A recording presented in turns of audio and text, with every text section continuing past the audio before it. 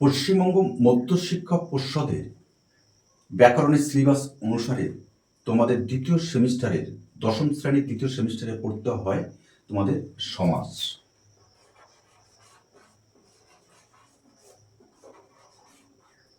সমাস পড়তে হয়। আমাদের ক্লাসে অনেকটা এগিয়ে গেছি। আজকে আমাদের শেষের কবিতা পাঠ কেন্দ্রে আমরা পড়ব দ্বিগু সমাস।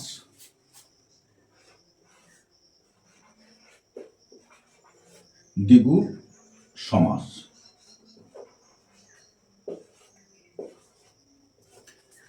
এই দ্বিগু সমাস পড়ার আগে আমাদের জেনে নিতে হবে এই দ্বিগু শব্দের অর্থ কি। আমরা জানি দ্বি মানে দুই, আর গু অর্থাৎ গরু, অর্থাৎ দুটি গরু বিনিময়ের ফল। দুটি গরু বিনিময়ের ফল হলো আমাদের দ্বিগু, অর্থাৎ দুটি গরুর বিক্রয় লব্ধ, মূল্য লব্ধ বা বিক্রয়লব্ধ যেটা বলি আমরা। এই দ্বিগু সমাস কি? দ্বিগু সমাস আমাদের জানতে গেলে প্রথমে আমাদের জেনে নিচ্ছি আমরা দ্বিগু শব্দের অর্থ কি। এখানে সেই অর্থের ভিত্তিতে আমরা আজকে এই ক্লাসে এবং আমার দূরবর্তী যে সকল ছাত্রছাত্রীরা আছে তাদের জন্য আমরা এই ক্লাসটি করছি। সমাসের একটা ভাগ দ্বিগু। এই দ্বিগু সমাস কাকে বলে? যে সমাসের পূর্বপদটি হয় সংখ্যাবাচক, অর্থাৎ দুটি পদ থাকে সমাসে। সেই দুটি পদে প্রথম পদ অর্থাৎ পূর্ব পদটি আমরা বলে দিই, এটা তোমাদের বুঝতে সুবিধা হবে। যেমন একটা উদাহরণ দিয়ে বুঝিয়ে দেবো আমরা। ত্রিলোক,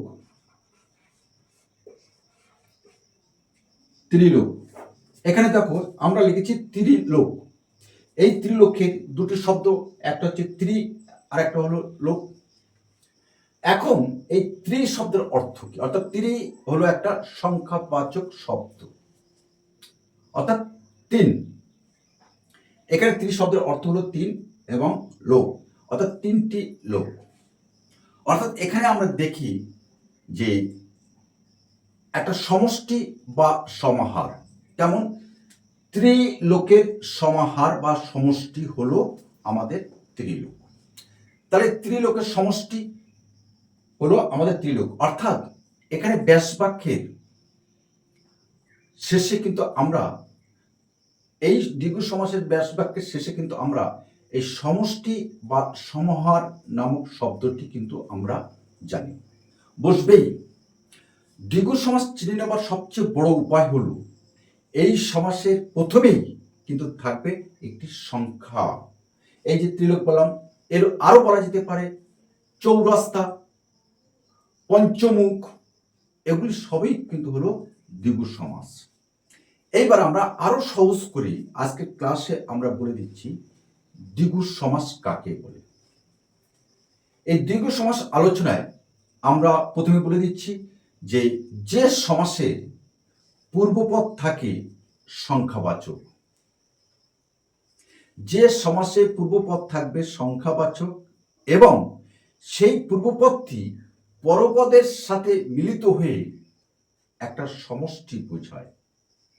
শুধু সমষ্টি বোঝায় না, এখানে যে পরপদ, এই যে পরপদ বলছি, দুটো পদ এখানে আছে, এই পরপদের অর্থ কিন্তু প্রাধান্য থাকবে। কেমন ভাবে থাকবে? যে ত্রিলোকের সমাহার বা সমষ্টি, এখানে এই লোক শব্দটির প্রাধান্য থাকলো।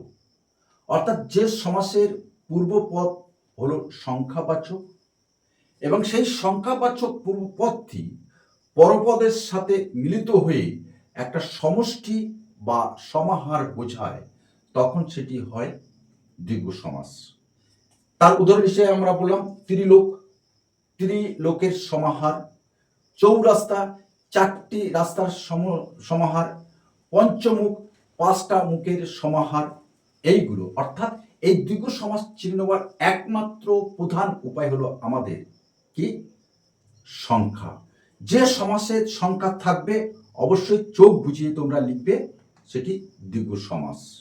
আশা করছি আজকের ক্লাসের সমাসের যে একটি অন্যতম ভাগ দ্বিগু সমাস আমরা এই ক্লাসে আলোচনা করলাম সংক্ষিপ্তভাবে আমার পাঠকেন্দ্রের মাধ্যমিক স্তরের দশম শ্রেণীর যে দ্বিতীয় সেমিস্টারে তোমাদের ব্যাকরণের পাঠ্য সবাই বুঝতে পেরেছো, এবং আমার দূরবর্তী যে সকল ছাত্রছাত্রী আছেও তারা অবশ্যই কমেন্টস করে জানাবে তোমরা বুঝতে পারলে কিনা।